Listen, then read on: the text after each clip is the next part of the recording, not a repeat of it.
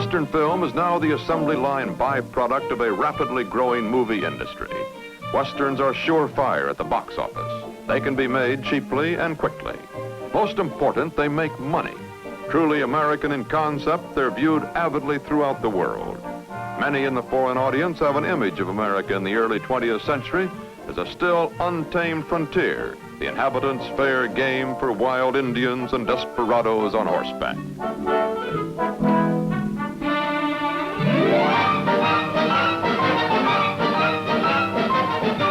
There are now three simple ingredients in any Western: sweet girl in distress, nasty villain, and a hero. The trend toward reality started by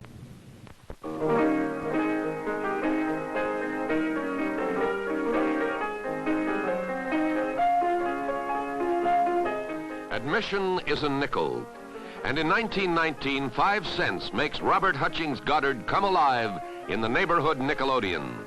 His scientific paper, A Method of Reaching Extreme Altitudes, has just been published by the Smithsonian Institution. Its principles of rocket propulsion and flight will become classics, and Robert Hutchings Goddard will become the father of the space age.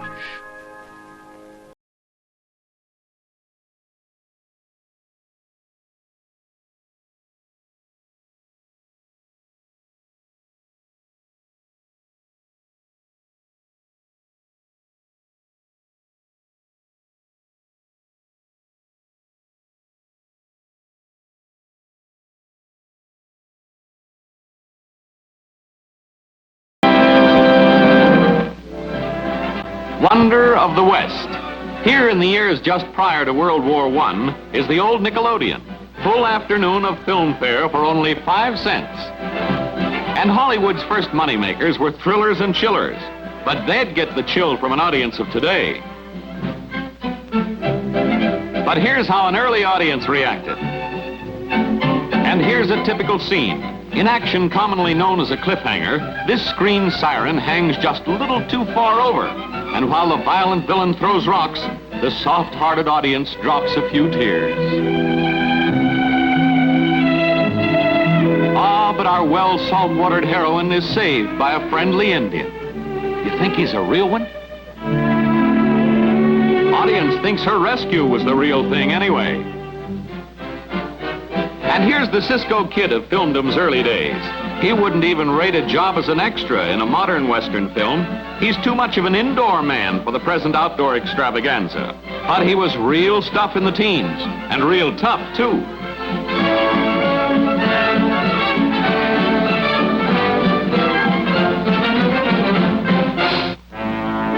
Pictures like that were the product of studios like this. For here's one of the first film centers to appear in the wilds of Hollywood. Expedition by D.W. Griffith to West Coast in... Admission 5 cents at the Nickelodeons.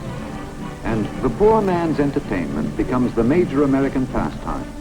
A ready-made escape into a new world of fantasy and fun with stars like Mary Pickford, Little Mary, Queen of the Movies.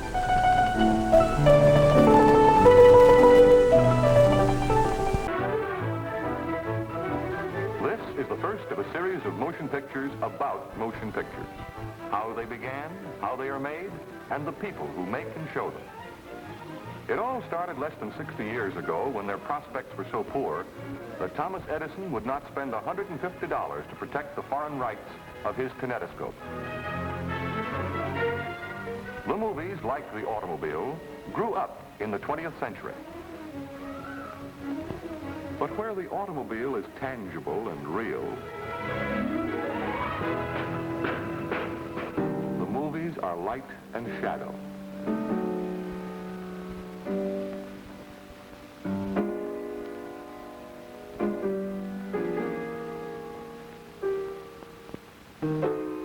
People first saw them in a penny arcade, where they appeared as a series of cards flipped in rapid succession to simulate motion.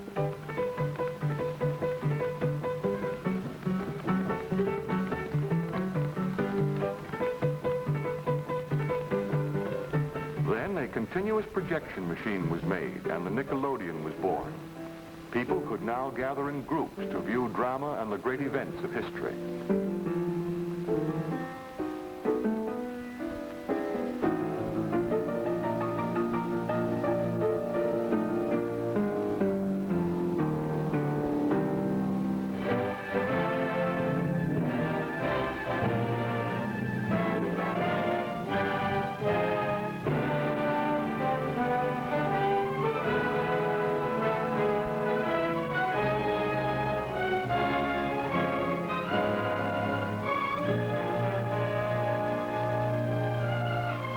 Early research imprisoned a man's voice on a cylinder of wax. Further research in the field of electronics transmitted sound into audible impulses.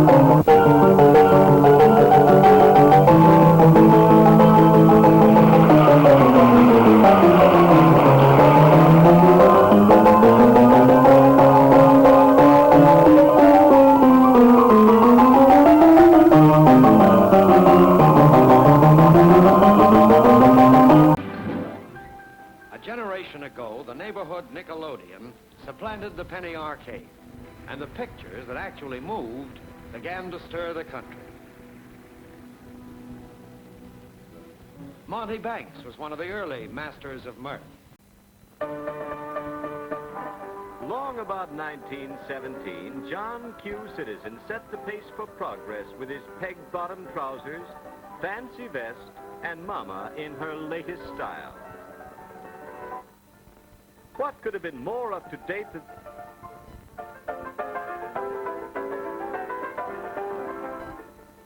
than that vamp, Vida Berra, in Salome? Milady's hats were lovely, created from feathers and old lampshades. That was the year America went to war to the tune of...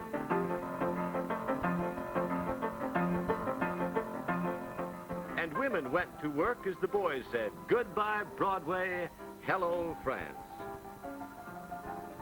The dictating machine was a raucous infant, more often ignored than used. Ah, yes, those were the days.